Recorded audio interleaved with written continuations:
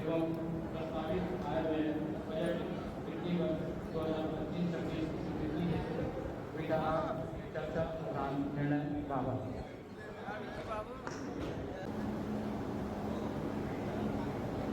और ये इकाई जो है ईमानदारी के साथ एक दूसरे के भाव को समझ करके 5 साल हमको राजनांदगांव की शहर का विकास चिंता करनी है।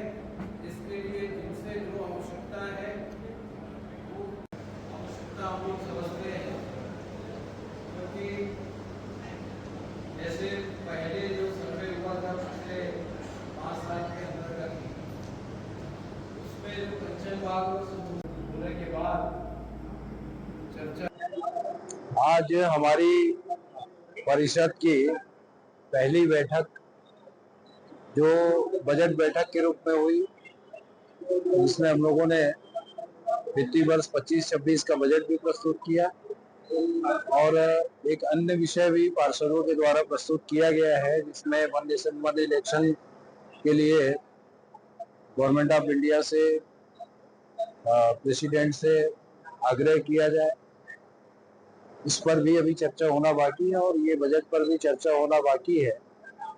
मुख्य रूप से इस समय हमने पेयजल योजना को प्राथमिकता दी है, ताकि शहर में अमृत मिशन के काम पूरा होने के बाद भी जो इस वर्ष पानी की दिक्कतें आई है, चाहे वो रॉ वाटर की हो या सप्लाई की हो या टंकियों को भरने की हो, उसको मद्देनजर रखते हुए 2-3 मोटी चीजें किया है कि रॉ वाटर के लिए हम मोंगरा से पाइपलाइन के माध्यम से पानी लेके आएंगे और हमारा प्लांट में नदी में क्षमता बढ़ाने के लिए, स्टोरेज क्षमता बढ़ाने के लिए हम जो हमारा वर्तमान एनीकट है उसकी हाइट बढ़ाएंगे। तीसरा, कुछ टंकियों को भरने के लिए अतिरिक्त पाइपलाइन की आवश्यकता है, ताकि सभी टंकियां उतनी भर सके जितना रिक्वायर्ड शहर के लोगों की है। अभी ये होता है कि एक ही राइजिंग में 3-4 टंकियों को भरा जाता है और समय अभाव में वो चीजें पूरी नहीं हो पाती है, वो काम पूरा मतलब उतना टंकी नहीं भर पाता है। इसकी वजह से पर्याप्त फोर्स के साथ हम पानी नहीं उपलब्ध करा पाते। तो इन चीजों को केंद्रित करते हुए और तीनों बातों को ध्यान में रखते हुए, ताकि यदि ये 3 चीजों पर हम काम करने में सफल हो गए तो हमारा शहर का पेयजल व्यवस्था व्यवस्थित हो जाएगी। आज भी 70% ठीक है, 30% समस्या और 30% समस्या को दूर करने के लिए हमने प्राइमरी तौर पर और तकनीकी रूप से इन 3 कामों को पूरा किया जाना पाया है और इसके लिए राज्य सरकार से हम सहयोग लेकर के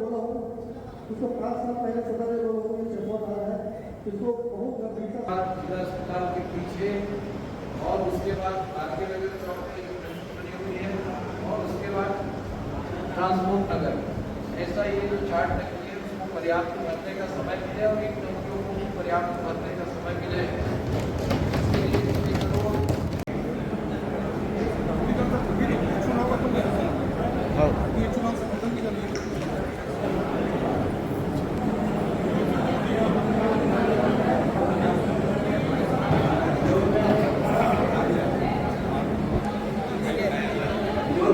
देखिए, बजट में तो बहुत बड़ी बातें हुई है, लेकिन धरातल तो कहीं दिख नहीं रहा है।